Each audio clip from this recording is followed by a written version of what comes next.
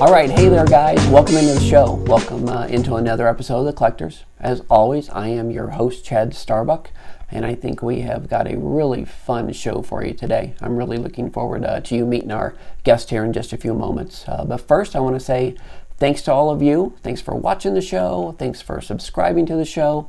If you haven't subscribed, just hit that little subscribe button down below. That way you'll be able to catch this episode as well as some of our past episodes, any future episodes. You will be all set. Before we get started today, I want to tell you just a quick little story. I had the pleasure a couple weeks ago of heading down to Las Vegas. I was asked to show up at a little pawn shop on the Las Vegas Strip and film a little segment for a show that is on the History Channel. It was a lot of fun. The crew was great to work with. And you know what? I sold my items, so that made it even better. So it was a lot of fun to do. But enough about me. Let's just go ahead and jump into our show today. We have a great guest, like I said. Our guest today is Tyler Ham. Tyler hails from Bend, Oregon, but has spent a lot of his time in Northern California, where he worked in the film and the television, and he works in the toy industry as well.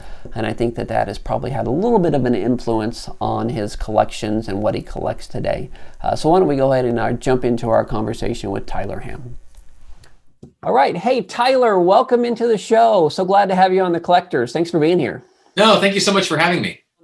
One of the first things that I want to touch base on is a little bit of your background. Now, I know that you have worked in film and television and the toy industry and such. And I'm really just kind of wanting to see, does that have an influence on what you collect, or is it like vice versa? Does, because of what you collect, have an influence of what you got into as a career? It's actually kind of done both. It's almost a bit of, which came first, or I guess more appropriately be like a dog chasing its tail, I guess, a little bit. So when I was just a little, and my mom and dad would take me down to the video store, two of my sort of default favorite videos to rent at the time were a documentary called From Star Wars to Jedi, which kind of focused mostly on mostly focusing on the making of Return of the Jedi. Okay. And the making of the Thriller music video. Oh, okay. And so those two things sort of mostly got me interested in visual effects, which is where I spent nearly 20 years. Wow. But as you can see, sort of like over here, I mean, Star Wars just itself just sort of became a huge pushing influence in my life. I was the perfect age for the toy line, and so I was 3 years old when Empire Strikes Back came out, and 6 when Return of the Jedi came out. And so just prime toy age, this line, a toy line had never been as expansive as this. And so sort of my love of Star Wars and these toys sort of got me into the film industry. But then as I was collecting toys in the film industry, that love of collecting sort of inspired my interest to want to get into the toy industry after I had left visual effects. And so it was sort of like a slinky going downstairs. One thing just kind of leads to another. So kind of based on kind of what influenced you, I guess, is there someone or something that kind of influenced your kind of love of collecting? Yeah. So my family is collectors. Okay. But my parents were more collectors, like I don't know a word. They were antique collectors, but their collections were more like Yeah, it was like utilitarian. Like they would go to big buying trips in England, and they would come back. My dad, they had armoires, and that was kind of their passion. My dad loved nautical antiques actually, okay. And so he had some smaller collections. Like he'd collect antique scrimshaw and ship paintings and these things that are called half hulls, which are kind of an interesting, fascinating bit of nautical history. But everything they sort of collected, it didn't feel like a collection as far as how I collect, because It always, as a kid, it just felt like decor, because everything they had was big, it was on the walls. It wasn't, there wasn't a collection room, or, even my dad's collections of you couldn't play with it or touch it or that sort of thing. No, and even his collections of like scrimshaw were just very curated, and they were in a little spot. But I guess the person who would have more of a direct influence on my collecting, it'd be two people actually. One would be my grandpa, because my grandpa was a stamp collector. Oh, okay. And so his collection was more kind of not like this, but you go to his house and his collection, he didn't care about furniture. He didn't care about paintings. His collection wasn't all throughout the house like I'd grown up in with my parents. He went into his den and he opened up the den doors and there were just, I have no idea how many stamps he had, but, binders this thick of every country in the world, and just shelves full of them. And Oh, wow. then he'd have big bins of stamps he was going through. And he was always really focused on that. And he got me interested in collecting because he bought a bunch of there's a company called Whitman that a lot of coin collectors will know, and they make these blue coin books, and you can open them up, and they have little holes where you put, in my case, it was pennies, and so you have the mint mark and the date, and we'd look through pennies together and fill out the holes, and we go to stamp and coin shows. Always came together when they came to our area, which was down near San Francisco at that point. So we go to shows together with our list of pennies we needed, and that sort of started my my interest in the hunt of collecting, and looking through my spare change, even at school, or I'd go to the grocery store and I kind of remember some of the dates we needed. Having that influence on you, do you kind of remember some of the, other than pennies, some of the first things that you started collecting? So the first thing, I remember it very, very clearly, shockingly, these 40 plus years later. But so my grandpa and the pennies were kind of a hobby that was, I don't want to say pushed on me because I enjoyed it, but it was a hobby someone else started for me because they thought I would enjoy. The first hobby that I started for myself because I found enjoyment in it and decided to collect them was actually garbage pail kids. Oh, okay. Yeah, I remember them. So, yeah. So those hit really big when I can't remember the year it was. It was probably 83, a little later than that, maybe 84, 85. I think 85 was when they kind of hit really mainstream. Right. And that led me down into, I said, I mentioned in the last answer that there was two people who kind of influenced my collecting. So in the little town I grew up in called Tiburon, there was a hobby shop, and that had sort of a lot of stamps and coins and comics and baseball cards. And they had garbage pail kids, and that's where my grandpa would go to buy his stamps and his stamp supplies. Oh, okay. And so, and I didn't even know this place existed. And he took me down there one time when garbage pail kids got hot. And the guy who owned that store, the store was called The Attic. And the guy who owned that store was named Chris. Okay. And Chris was, still is, he's still around, a big collector. And he kind of introduced me to the world of garbage pail kids. And then later on, when I was, more mobile and had a bike, that was kind of the only real after school hangout place available in Tiburon. Tiburon wasn't, it was a great place to grow up, but there wasn't a lot of kid stuff to do there. And The Attic had video games and comics, and it was open from 1 to 5. And so you could always go after school for a couple hours and sort of go in there. And that's where my start of actually collecting for the sake of collecting things I love really took a hold. I think that's how a lot of us got started. I got started in baseball cards, right? Yeah. So it's a good thing to get started with, but then as we get older, what we like and what we want to potentially collect certainly changes over time. I actually went from garbage pail kids to baseball cards. Okay. Yeah. And then, then into comics. And then, I didn't start in toys until, it must have been early high school. I sort of got the bug there. Yeah. What were the items that you were starting to collect during that time period? Mostly just because also, as a high school kid in the early 90s, there wasn't a ton of disposable income. And so I'd already been sort of collecting comics and things. And there used to be a big flea market in Marin. Okay. And every once in a while, my mom and dad just hated taking us there because they didn't like the crowd. They just wasn't there. It wasn't a dislike of flea markets. It was just a dislike of, having to wait to park. My dad wouldn't wait in line for anything, much less to take me to a flea market. But once in a while we'd get him to take us, or one of my friends' moms would take us. One day I was just going through, kind of walking along. I don't even remember what I was there for. Every once in a while you just kind of find stuff exactly. As an unfocused collector kid, you're just kind of this is neat, whatever. And I remember there was a guy that had come down from somewhere in the Pacific Northwest, and he'd set up a little booth in this kind of random Marin flea market.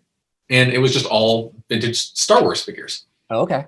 And I mean, immediately, because I had so many as a kid, I kind of started looking at the booth, and it was like, God, this is kind of interesting. You know, I kind of had forgotten about it. And you know, as a kid, you lose the accessories immediately, and kind of seeing them as they were, you know, they weren't packaged, but they were sitting there in nice condition with the accessories. And generally speaking, they were like $3 to $6. I mean, they hadn't really gone anywhere in price then. There were some that were a little pricier, but they weren't there, kind of the basic figures. And I just kind of bought some because I was like, oh, this is kind of neat, you know. And I came home and I put them on my shelf, and the guy giving me his card. And of course, that's kind of how it starts. Like I called him, and I was like, you know, I'd like a couple more of these. And, you know, I didn't know anything about the line at the time. And right about that same time, a well-known, he worked for Lucasfilm for years, and he was he still is a writer, and he has a nonprofit now called Rancho Obi-Wan up in Northern California. His name's Steve Sansweet. Okay. And so Steve Sansweet had kind of come on the scene with a really fascinating book called Star Wars from Concept to Screen to Collectibles. And so I just sort of had gotten started sort of rekindling my love of Star Wars figures. And then we went to it must have been like a Barnes and Noble or something, you know, and this book's there. And this book has all the photos of the figures, you know, and the vehicles. And there's even pictures of vehicles that never got made and figures that never got made, and the story of it and concept art. And it kind of, like, I've always had, I just love learning about things. Like, I picked up hobbies sometimes just because I want to learn about something. And it just sort of, it was like a perfect storm with this book and this newfound love. And it just kind of blew up from there. I tell you, the whole Star Wars phenomenon, as it relates to, you know, just what it did to the merchandising industry, you know, is just amazing. You know, I was certainly a Star Wars fan, and you know, certainly had, you know, the figurines and everything like that, and still wish I had them, but I don't today. None of these were mine as a kid. That my same collector dad culled every toy I owned 1 year while I was at summer camp. So. So it was all about rebuying things that I'd already had at that point. Kind of just moving into, you know, adulthood now, and you know, kind of what you're doing today. What are you niched into today when it comes to your collecting? For the most part, I sort of try to focus on that 70s through mid 80s toy lines. Okay. Not necessarily all of them are nostalgia based. I kind of do it more based on nostalgia now, right? Than I used to. I've kind of reshifted my focuses around why I collect what I collect. Right. And like some things that I collect, I have a small collection that you can kind of see over my shoulder of Mego action figures back here. And like that was a line that when I was a kid, that was totally off my radar. I never even knew they existed. And I actually just started collecting those a year or two ago, kind of just aesthetic wise, because they're colorful and they're a little naive looking. They're a very innocent opposite of like the high-end toys now that, you know, you take a photo of them and they actually, some of those toys are so well sculpted, they look just like the actor. You know, you could swear it's a photo of, you know, Chris Evans and Captain America, and then you look and it's just a toy. You know, no one's mistaking this Captain America for Chris Evans. Like, it's just not going to happen, but there's an innocent quality to it, you know, and that's why another thing I like to collect that I have no nostalgic attachment to is, and it's a small collection, just vintage ray guns from the 30s through 50s. Oh, that's cool. Yeah, that says, you know, it'll just say Buck Rogers on the side, and it'll be bright yellow and red, and it's nothing that Buck Rogers ever, doesn't even look remotely like anything Buck Rogers ever held in the serials. But there's this, again, like an innocent, naive feel to them, where it's like, this is made for a child. It's got a child's aesthetic. And that sort of hits that nostalgia, even though there's no nostalgia there. You know, this isn't a line I collected. Whereas like the Star Wars and I have some G.I. Joes that are behind me. Like, those were lines that I had. I lived on those two lines. You know, like most kids of the 80s. You know, it was the big. I guess it was 4. You know, G.I. Joe, Transformers, Star Wars, and Masters of the Universe were kind of the big, that era line. And I had them all, but I've never felt a draw to recollect Masters of the Universe or Transformers. It's just sort of a, you know, again, like a focus. You can't collect everything. And I definitely identify with those 4 as well, as a kid of growing up. Of, you know, those are things that, you know, the boys played with back in the day. So yeah, there was that line in the sand. I always one of the stories that I kind of like telling, because it kind of doesn't, it's not this way really anymore, was when She-Ra became a Oh, right. cartoon. And it's Yeah. like She-Ra's He-Man sister, and there were these cool Yeah. characters. And I remember asking my mom, we were driving home from school, and it was like, what do you want for Christmas or your birthday? And I was like, well, I'd like a She-Ra figure. And she just looked at me and she's like, that's like a you want girls' toys? And I was like, just kidding. Like, give me another Skeletor. Would be, gotcha. And you sink down into your seat. I kind of look at you and kind of just in conversations that we've had as a true collector. Now, do you sell anything, or are you primarily trying to curate a collection for yourself? I kind of end up, I don't buy things to sell. I don't buy them for like a perceived future value. I mean, granted, like I always tell people, like, I never look at a collection as an investment, okay, but I kind of like hope it does. Like no one wants to buy anything knowing they're going to lose money on it. But some things that I've gotten, and years ago I used to collect more for value. You kind of get some things and you're like, I want this because it has a value. And as I kind of refocused, that was never really any of the stuff that was my favorite stuff. Like some of my, I have a couple pieces right in front of me that are some of the favorite pieces of my collection that aren't worth anything. They were just hard to find and are neat. But I do sell. My dad always had a really good relationship with like buying and selling. Mm-hmm. He was always buying stuff and always selling stuff, and he kind of would always tell me,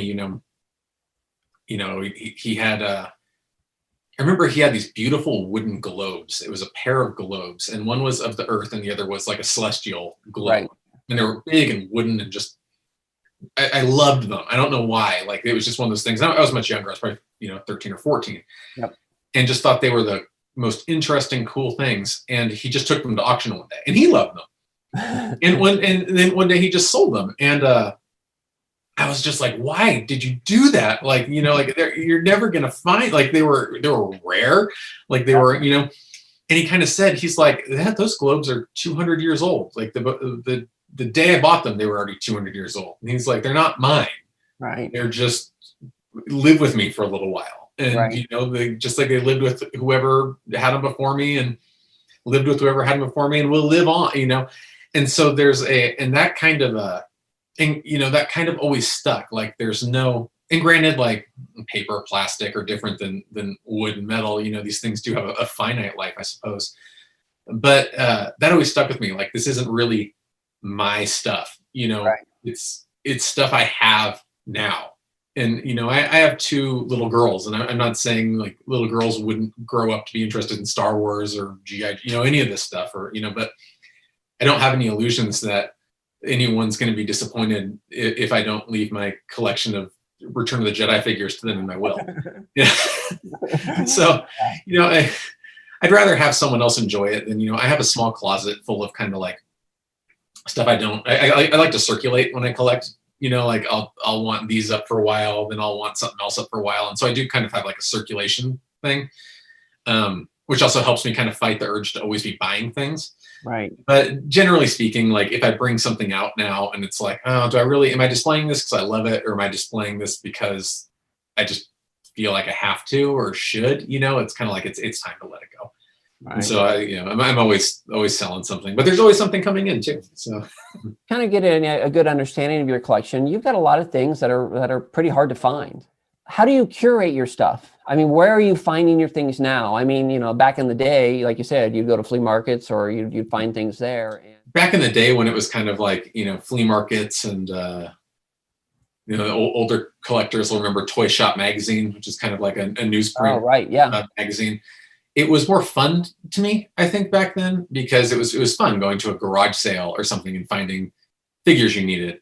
Or, for years, because none of my friends in high school collected toys, but they were all my age and they had them. And so to them, they were just garbage that was in their attic. And to me, it was like treasures, and so that was fun saying, hey, or having a friend say, like, hey, I found my box of Star Wars. Would you want them? Like, I don't want them. I'm gonna throw them away. And then you're like, oh yeah, great. That doesn't happen anymore. Like the shows like Toy Hunter and The Toys That Made Us, which are great shows, kind of brought sort of more eyes on things having value outside of just being old utilitarian toys.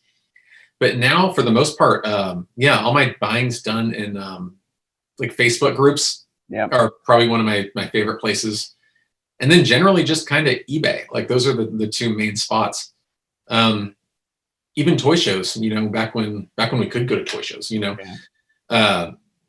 toy shows, the last several I went to were sort of not in my genre of collecting anymore, with the popularity of Funko Pop vinyls and things. Like a lot of modern toy shows are like every other booth, and pop vinyls are great, but they're just not for me. And so, every other booth is pop vinyls and Marvel Legends, and which are all cool toys. They're just lines that don't speak to me. You go to a booth, there's 100 booths in the show, and one booth will have some old Star Wars and G.I. Joe, and it just kind of became, you drive 2 or 3 hours and you come home with nothing. It's like, and it's fun, it's always fun, and you go with a friend, but like, it's like, I'll hang out with my friend and just buy something off eBay. Well, let's definitely jump into your collection a little bit. Sure. What kind of stands out as really that unique item that maybe took you a long time to find, but you finally tracked it down and then is now part of your collection? Okay, so the most unique item, because I think this is probably the only one, and I kind of mentioned earlier, like some of my favorite stuff isn't really valuable, right? And this is like, it's kind of just like a downright kind of stupid piece, but it took ages. It took ages for me to find one of these. And so I mentioned earlier, and you were searching for it. It wasn't that you came across it, but you were searching for it for years. No, I was searching for it. So I mentioned earlier that Thriller was just a huge, huge, huge influence on my life. Oh, right. Yeah. Yeah. Just as almost, I would say, as much as Star Wars. Granted, I don't have 4 shelves and a bunch of life-size Michael Jackson faces, like I do Stormtrooper helmets and Darth Vader helmets and stuff. But as far as just like influence-wise, that video was the video itself was great. The making of Thriller featurette is just, it's so in-depth, and it's it showed you like this is how this worked. And so I've always just had this connection to it. And years ago, early 2000s, there was a blog. It was called xentertainment.com. Okay. And it doesn't exist anymore. It's called dinosaurdracula.com now, actually. Okay. But the guy who ran that site found one of these, and this is and so this alone took me forever to find one of these, just carded. So this is a knockoff Michael Jackson Thriller zombie toy. Got it. Okay. And it's called Midnight Mike. Yep. He's just a bendy. It's just got this like generic goofy card art. And I just kind of fell in love with this, just aesthetically. Like I said, I kind of think it's got everything that you want if you kind of love the knockoff goofy aesthetic, And it took, probably 8 or 9 years of searching constantly to try to find one of these. And it's not like they didn't exist. There was someone who was always listing them, but this is part of a set. There's 6. Yeah. And so there was someone who was always listing the full set, but it was really expensive. Yeah. And again, like I said, this I think this cost me $30. The acrylic case that it's in cost more than the actual toy. It was just a matter of one coming up for sale at a time when, I'd seen it. I'm sure I missed a couple, but even still, like to this day, back then at least, like no one had heard of this line. Even. Yeah. It was just, it had gone it's called the Graveyard Gang. Yeah. And it was just kind of no one knew, no one cared. Like I said, that's why one came up as the only bidder at $30.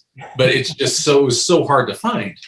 And now more people are kind of appreciating it. Like it's kind of gotten a little limelight, and people, because it's actually it's the first interpretation of a zombie, like a Romero style zombie toy. So that was the first part of this. But then while I was searching for this, there's a forum I used to go on a lot called the Universal Monster Army, because I'm a big Universal Monster lover. And someone had started a thread about these, and a member there had put a picture up of and I'll show that. It's he goes, "Oh, I have one of those, but it's got different card back on it." But and again, it's cheesy looking, it's kind of, it's goofy. It's a blank back, but like interesting things are like the bubble that which is all broken and old now, but it's kind of like a hand cut bubble.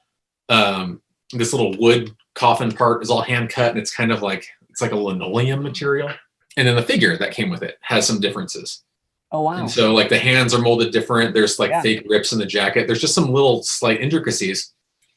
And from what we could kind of tell, like it's a prototype, like a salesman sample. Oh, great. And so it's this weird like prototype of kind of a knockoff. I have a blog that I kind of write things, and I kind of explain. It's actually the longest blog post I've ever written, kind of the hunt and what these are. But like to have in action figure collecting, prototype collecting is kind of like a niche, because it's there's 10 million Lukes, but there's like a half dozen prototypes out there. Mm-hmm. And to have like a prototype of this already like weird obscure toy was just like, it just was super cool to me. Like, and it's just this unique thing. And again, it was like, it didn't cost anything. I had messaged the guy who posted it on the forum saying like, oh, if you ever want to sell this, let me know. Back in like 2010, I messaged him and never heard back. And like late 2019, for some reason, he just messaged me back on that forum. Like 8 years or so had gone. Like it was insane. And he just wrote back. But it was like I had just messaged him. There was no like, hey, geez, like I never saw this. It was just wrote back. He's like, yeah, I'd sell it. And I was like, oh my God, if I reply, is it going to take like 10 more years?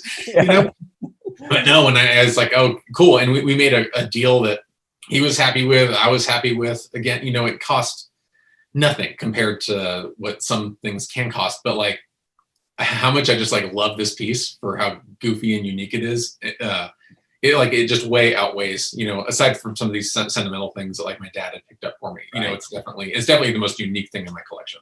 No, those are really cool. And I haven't, like you said, I haven't really seen those before. Not a lot of people have. They're really under the radar. Yeah. So other than that, I mean, I know you kind of said that, you don't necessarily collect for the money or for the value of what something is, but have you come across something that maybe you already had in your collection or you did seek out, come to create some value over time? Most of the Star Wars stuff has, because I bought it just so long ago, and that stuff's really kind of stalled out after the prequels. And then kind of near when The Force Awakens came out, it kind of picked up again. I mean, I think I was kind of burned out. I'd worked at ILM for a couple of years at that point, and it was just like a lot of like, you go to work every day, and it's not like everything at ILM is Star Wars, but Star Wars is there. It's the ILM's DNA. And even I'd kind of burnt out on it, and I'd kind of packed everything up, and I was just like, I'll focus on other stuff for a little while. And then when The Force Awakens came out, and you kind of saw that scene where it's Han and Chewie in the Millennium Falcon cockpit again, and it kind of hit those nostalgia nerves. And I think a lot of people, it sort of hit that same, and then I started bringing the stuff back out again. But then the prices started slowly climbing. And so a lot of that stuff just sort of has, in spite of itself, just become more valuable. Yep. One thing that I bought again, and this just kind of a fluke. I was in New York around 2009. And this, again, going back to my love of Garbage Pail Kids, I was working on a film in New York, on a film shoot. Okay. But my role on that film shoot was overnights. And so, because most of the film took place at night, I was working from 6 p.m. to 6 a.m. And my wife was working on that film too, except she was in production. So she was working regular hours, like 7 a.m. to 6 p.m. And so we were kind of in this like cycle where like I'd get home, I'd take a shower, I'd get in bed, and then like 45 minutes or an hour later, she would get up and go. And so I was kind of like not really sleeping well. I'd get 3 or 4 hours of sleep and kind of be awake, because it's also like your body's clock, like it's right out. I don't know. I kind of had a couple hours generally where I was, didn't want to go out, but I was waiting for the film shuttle to pick me up. And it kind of rekindled my love of Garbage Pail. I was kind of looking at Garbage Pail Kids and stuff. And in 2009, it was kind of dead. Like Topps has really pushed Garbage Pail Kids again. And I just remembered how excited I was. Like the main character was Adam Bomb. And like that was the little kid with the atomic explosion coming out of his head. And I went online, and I was just like, who painted these, you know? And I found a guy named John Pound, the artist. And so I reached out to him, and I kind of just said, you know, I found your website, you know, I was a big Garbage Pail Kid fan. Would you paint me a atom bomb? And he kind of was like, yeah. He goes, no one, he didn't even know what to charge. Like, he's like, no one really asks. He goes, people buy the stuff he's already painted. Like, he had a shop where he'd sell like color paintings from the ones that were produced. But he's like, no one really ever asks me to just do a new one. And so we agreed on a price, and he painted this like just this, it's real small, you know, it's actually card size, this little atom bomb painting for me. Oh, wow. That is really cool. Yeah. I mean, it just shows like his level of artistry is incredible. Like, you can see all the little brush strokes in it. I mean, it's fantastically painted. And it's just like the original. Exactly. Yeah. Yeah. And we agreed on a price, and it's like $100 or something. Like, it wasn't much. Wow. And but then right after he did this one, I've seen two more people from 2009. There were two more that he did around that time, because I've seen them come for sale, and they have the little 2009 on the bottom. He just decided to stop. Okay. So he's like, you know, kind of had this like, I'll sell my old art, but I don't want to sell my new art anymore, or I just don't want to do it. And when Garbage Pail Kids kind of came back in, and with this big Tops push, you know, they're releasing multiple sets a year. I've gotten really high, you know, offers for that, you know, upward, you know, $2,500, $3,000 offers. Wow. To buy it. And which is kind of like, it's hard to not sometimes, you know, like that's a lot of money for like a little thing. But again, like, it cost me nothing 11 years ago. And I don't need, you know, it's not like I have $3,800 in it and want to make $200 to sell it for $4,000 or something. And so kind of, again, like, kind of just, you know, but say, you know, if he had continued to paint and he was doing them for $50 now, I'd still love it. It'd still be on my wall, you know? Well, maybe that's something you can hang on to for a while, and then again, maybe it'll be passed on at some future date. Every like 3 or 4 months, I really consider selling it, but I just kind of, every time I look at it, like, that's kind of my representation of that part of my life, like my love of Garbage Pail Kids. Like, I don't go back and, you know, like Star Wars, where it's like, I love Star Wars, so I'm gonna buy the whole, you know, 100-figure set. This is kind of it. So it kind of just fills that little hole, you know? Yeah. Well, that is really cool. And that's a great piece of art. And I'm certainly a fan of some of that, you know, comic art and things like that. Yeah, me too. I think they just look fantastic. I do want to hit, because I know that you've got another item that you searched for a long, long time. Yeah. That is, you know, something I've never seen, I've never heard of, and it's certainly an obscure character. So tell us a little bit about that one. In 1984, there was a writer's strike in Los Angeles. And so they were filming, Knight Rider was a big show then. And they were filming, they decided to come up and film a lot of the season 3 kind of around my area. Like, you know, it's a lot of San Francisco, a lot of Marin. Okay. And I don't know how they found my house, but because my house was, it was up in Tiburon, but it was like, it was desolate. Like, it was hard to get, not hard to get to, but like, you wouldn't accidentally go up there. But somehow it got scouted for something. Yep. And so a TV scout called, and I think because it was so private, actually, you know, like, because when they come in with craft services and things, you know, like the entourage of people that come with these things, we had room for them. Yeah. You know, like they actually, my grandparents lived down the hill, and they set up craft services in front of my grandparents' house. And so anyway, long story short, they shot a big part of the season 3 opener at my house. Okay. And so they were there for about 5 days shooting. And sort of because of that, I mean, I already loved Knight Rider. Like, every kid loved Knight Rider. Just like the next Christmas and birthday big gift holidays for like the next 2 years, like everyone sent me Knight Rider stuff. And so I had so much Knight Rider stuff as a kid. And again, that all got gotten rid of. I never really felt the urge to like recollect Knight Rider stuff. Like, I have, you know, I have some cool stuff. Like David Hasselhoff gave me his crew hat, like, when he left. And so I still have like his crew hat, and I have my photo albums and things like that. But I was looking online, and I found that a company called in Brazil called Glasslight had made a vintage G.I. Joe style Michael Knight figure. So they actually licensed Knight Rider. And I'm trying to get, it's so hard with these little acrylic cases of just hit glare everywhere. I don't remember him carrying a machine gun very often. Or wearing a blue hat. Like so they made figures for it was like Knight Rider, Fall Guy, and MacGyver. Yeah. And I think they all have like a AK-47. And so I just saw this one figure, and it was teeny. It was kind of like back, people kind of forget, like when you had bandwidth issues, and it was this site, and the pictures were like this big because they were 7K. And I was just in love with this figure. I was like, oh my God, this is so cool, And again, like, it's just impossible to find. And finally, years ago, the guy who owned the site, who had the only carded one, was on a different forum I frequented, and he was like, hey, I had an extra Michael Knight, and I want to sell it. And so I bought that one, and that's this one. And then, but I wanted the card back, because the card back, which I can show, is they did it in that classic G.I. Joe style, where it's kind of like, again, like he's got his like machine gun, but it's like I've never actually, the only one I've seen that is carded belongs to the guy whose site that was. And I see. And even he was like, I actually had it was just a nicely removed bubble. He's like, I actually just recarded it. And so I've never actually seen one factory sealed still. Yeah. But this piece, so this took long enough. Like, it took like 7 more years to find just the card back. And I had I bought it from Brazil, and it got shipped, and like it's all bent up because like the shipping forwarder like stomped on it. But I was just like, but it's like, I don't know how many there are. Like, you can't really care at that point. I just felt so lucky to have the one, this piece that I wanted for so long. To, right. Yeah, they did the A-team too, which is where the I think where the machine guns come from. Yeah, they had a bunch of AK-47s, so they gave one to everybody.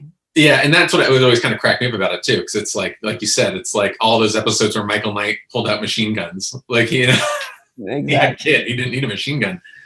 But it's such a and it's one of those pieces where most of the people that I show are just like, I've never even seen it, or they know, because a lot of the company was a Star Wars licensee as well, and a lot of the glass-light stuff from Star Wars is actually very like hyper collectible, and so they're familiar with like the name, but not necessarily the Knight Rider subgenre of figures. Tyler, you've got a great collection, and it's kind of in that genre of toy collecting and action figures and things like that. Now, I know that you yourself have kind of moved into that industry, and are now kind of working on it. How did you get started into that, and why did you want to make that move? The company I work for now, it's a collectible startup. Kind of, it's prop replica focused. Okay. And it's called a Paragon Effects Group. Okay. And so we're starting that up right now. We're getting ready to launch. We got a whole bunch of really, really cool licenses signed up. And how I kind of ended up going that direction was when I was in the film industry. It started to sort of get more difficult. I don't know how to really put that. Like, it started to get a little more difficult to stay employed. Okay. Because you go project to project, and like, even like in my 3 years I was at ILM, there were several layoffs in between. And so you finish a project, but they would kind of tell you like, you're going to be laid off for 4 to 9 weeks or something, and generally they were right. You're 7 weeks in, they'd call and they'd be like, hey, can you come in, next week and start again? And you'd be on for a couple months. But as outsourcing sort of became more prevalent, like a lot of the smaller studios that were in the San Francisco area kind of started shutting down. And I kind of felt like, and I kind of just needed to change, so it was like, it was harder to find places to work. I kind of wanted to try something different. I had made a friend that I had met at Lucasfilm, who was in the toy industry, working for one of their licensors at the time. He had, and I always had ideas for toys because I loved him. And he was kind of like, if you ever like want help launching a toy line, give me a call. And he lived in the UK at this point. Yeah. And like years gone by, and I kind of had this idea for a toy line. And so I looked him up. We connected on LinkedIn, and he had gone to work at a company that was just located in the Bay Area. And so I was like, oh my God, like what a funny coincidence. This guy I met years ago, he lives 45 minutes away, and I have this toy line idea. I'm going to call him. We started chatting, and he invited me. He's like, I remember you. He had this, they were a James Bond licensee, that company. He was doing some James Bond props. And he was like, come to this thing I'm doing tonight. We'll catch up. And while I was there, he was saying one of the licenses they had was classic Universal Monsters, which again is like a huge just love of mine, just right. film-wise. And he said they wanted to do, in the beginning of Creature from the Black Lagoon, sort of the whole movie starts because they find a fossilized hand of the creature. And that kind of is what gets them to go into the hand. It's kind of the catalyst for the whole story, this fossil they found. And he was saying, we want to make this as a replica, but we can't find a sculptor who really wants to sculpt it. And then he looked at me and he goes, well, you do 3D, like, can I hire you to do it? And I was just like, yeah, like I can do that. Like, no problem. Like I sculpt all the time, like, sure, let me, I'll do it for you.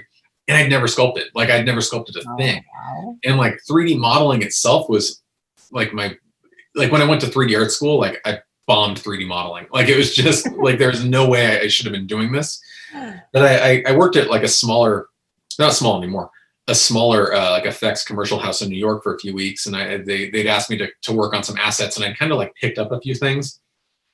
And so I just went home with this, like, okay, I told them to be done in 2 weeks.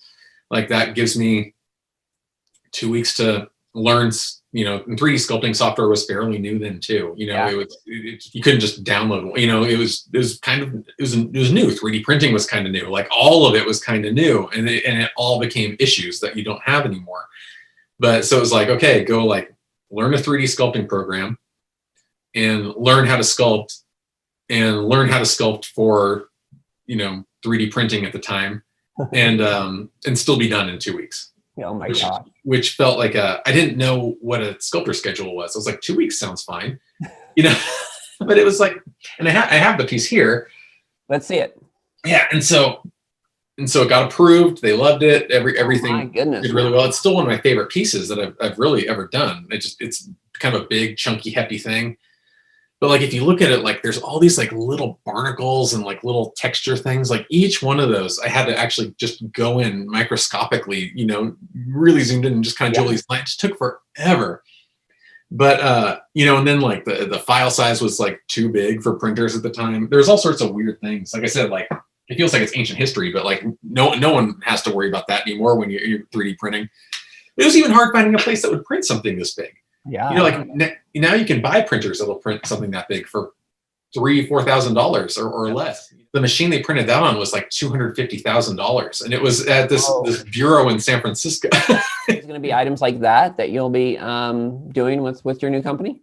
Yeah. So with Paragon, we're going to be doing more items like this. It's all sort of like a high end, like better quality materials. Like it's not like a toy version of thing. It's not sure. Plastic or vinyl type things. All our pieces are going to be as faithful to the movie props as possible. Like we kind of love that feeling of, and it's what I love about this part of it is it's very much a tie between my two loves of the film industry and toys. And so, sure. Technically they're not toys like Kenner would make. Yep. But they are toys. They're toys for adults, and so they're going to be limited quantities, sort of a higher price point than something like this would be, just adult targeted for people that just want to go. You love Batman and you want a piece of Batman in your house. You love the Goonies, you want a piece of the Goonies. Yep. There's so many things. The Wizard of Oz, you love the Wizard of Oz. Like let's have a little bit of the Wizard of Oz in your house, and that stuff even sort of is attractive to not typical collectors. Right. Like you can go into someone's house who doesn't have a single comic book, but they might have a Superman emblem on something just because they love Superman or a Batarang. I'm excited to see the launch of that. Yeah, thank you. It's been a passion project. It's cool. And we're both fanatical about quality and pop culture, and I think people are going to really like what we're putting out. You also help people. There are certainly people that collect, but sometimes maybe they go overboard a little bit. Mm-hmm. So how can people connect with you, and tell us a little bit about that too? Sure. I'll I'll start with just sort of how that kind of became a bit of a niche. As I mentioned, so I spent over 20 years in creative. Yep. And creative's a very unique industry. Like it's not like if you went into accounting or legal, or there's not really as much of a set structure. Like I was saying, like, in 3 years I got laid off 4 times. Like most people don't in their whole life get laid off 4 times, or like a layoff's a big deal. There it was kind of like, no, it's a break. It's a break. Yeah. And so it's a totally different mindset. Like you kind of have to and there's no like, hey, if you do this job for 5 years, we're going to promote you to this job, and then we're going to promote you to this job. And like you never, no one gets promoted to director of a film, like, Yeah. And so, and I kind of always felt stuck, and I was like, God, I just feel stuck. I don't know what to do to advance my career. I don't know what to do to advance just myself. And, that's when like life coaching kind of became a thing. And I've never liked that term, life coach, but just like personal coaching. Yep. I would say in my specialty, I was kind of more career oriented as coaching wise. But I'd go to these coaches and they were great coaches, but they didn't get what I was telling them. Like they didn't, I kept feeling like they didn't really get it. I was like, well, this won't work for me. And they're like, and then that became like kind of like well, why won't it work for you? Like, what's blocking you from doing it? I'm like, no, like it's not me. It's like, this just isn't how this works. Sure. And I was watching I think Netflix produced like a Tony Robbins documentary or something all about Tony Robbins. And I was just like, God, I could do that, because I'd already been kind of off and on, like I would mentor. I love mentoring younger artists, like in my department. Sure. Or lead, like I get to lead the team for a bit or something, and I always liked that, and I felt like I was good at that, and I kind of was like, I can become this coach that I never had, because there's lots of creatives that I would talk to that kind of felt the same way I did, but didn't know what to do about it or who to go to, and so I went and got a coaching certification. Okay.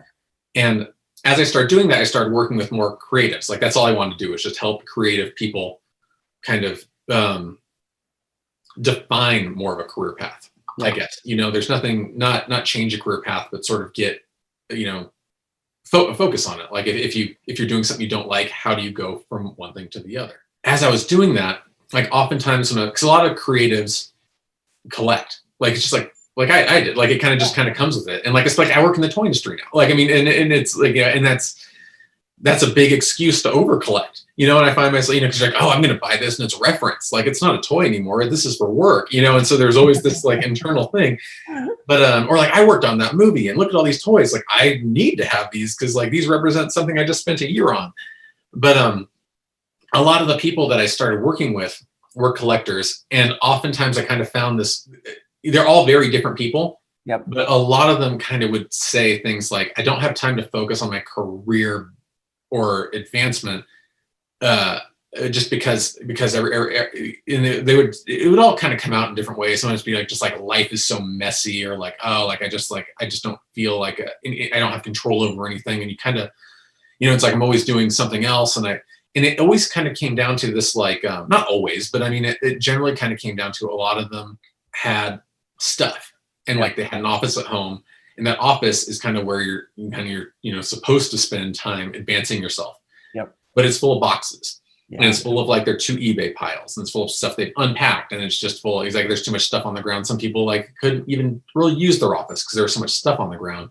And oftentimes it was kind of this like odd tie where it's like, I can't break from, I can't mentally separate from this, like, I guess you could say it's like, messy home, messy mind. Like I know I can't focus that well if things are, all over. And I think a lot of people are like that. And creatives, generally speaking, are not considered to be hyper organized, like organized. Whenever I would tell people I was like an organized creative, people were like, there's like that. No, you're not. Like that doesn't exist, But I'm really like anal about organization, because if my space isn't organized, my mind does not work.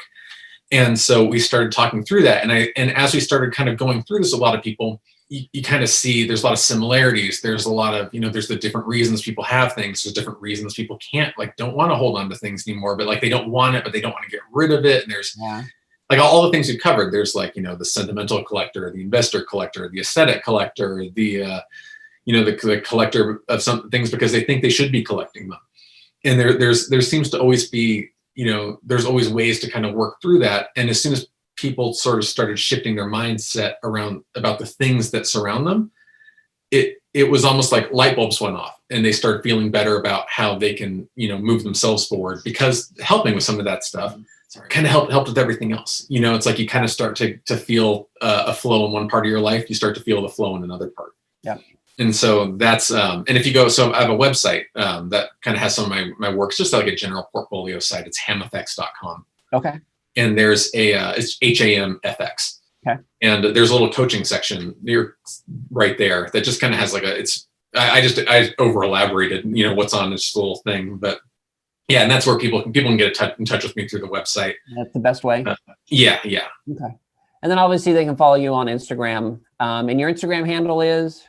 It's Culture Pop Toys. Very fascinating. Thank you. A lot of us that are in the collecting game or have been involved with, like action figures and things like that. That was our connection to the movies. You had both connections. You have the connection of being able to have the items and collect the items, but you were also on the back end, which I think is really cool. So, Tyler, it was great having you on the show today. This was a lot of fun getting the chance to chat with you. So, thank you. Thank you so much for being on.